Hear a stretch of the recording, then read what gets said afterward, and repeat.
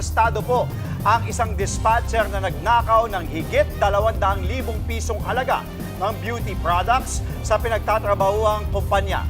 Parang nangnegosyo ang suspect dahil ibinibenta niya pala ang mga ninakaw na pampaganda. Para po sa ating morning ronda, nasa frontline ng balitang yan, si Kapitana Carol De Asa. Kapitana, paano ba nahuli itong suspect? Yes, Angela at Andre, dispatcher sa isang kumpanya, arestado matapos itong magnakaw. Nagtataka nga itong may-ari ng kumpanya kung bakit palagi maliit ang kanilang sales o kita. Dito ay kanyang tinignan ng CCTV at kita nga niya yung ginawang pagnanakaw ng kanilang dispatcher. At kita rin natin dyan sa CCTV itong lalaking long hair na kumuha ng trolley at dumiretso sa loob ng bodega at isa-isa nga niya kinuha ang mga kahon ng beauty products at inilagay sa ibabaw ng trolley at makikita rin natin dyan sa CCTV yung papatakas sa suspect, tangay-tangay na ang mga produkto.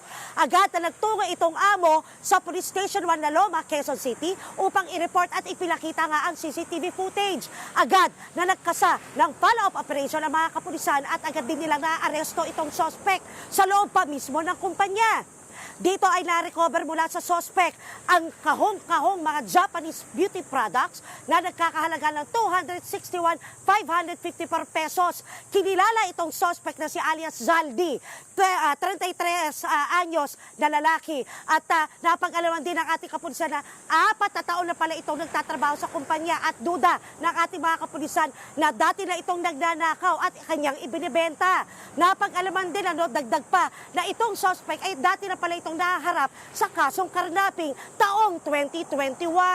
Ating nakapanayam si Police Lieutenant Colonel Jose Luis Aguirre, ang Station 1 Commander ng Loma, Quezon City, at ang suspect. Pakinggan natin ang kanilang mga pahayag. Nantabayanan na po namin nang bumalik po siya at kukuha ulit ng mga products na di alam ng may-ari. Doon na po namin siya inaresto. Binibenta po niya to sa isang individual na ang sabi niya, yun lang pa niya na yata nabentahan. At di alam din ng napagbentahan na galing pala sa nakaw ito. Ginawa ko po, pero no comment na po ako.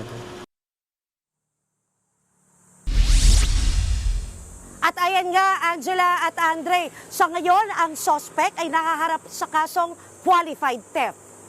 At yan ang aking morning ronda. Ako si Kapitana Carol, balik sa inyo dyan sa studio.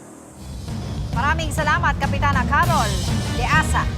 Mga kapatid, Andre Felix po, manatiling may alam pagdating sa mga mahalagang balita sa loob at labas ng bansa. Mag-follow at mag-subscribe na po sa social media pages ng News 5.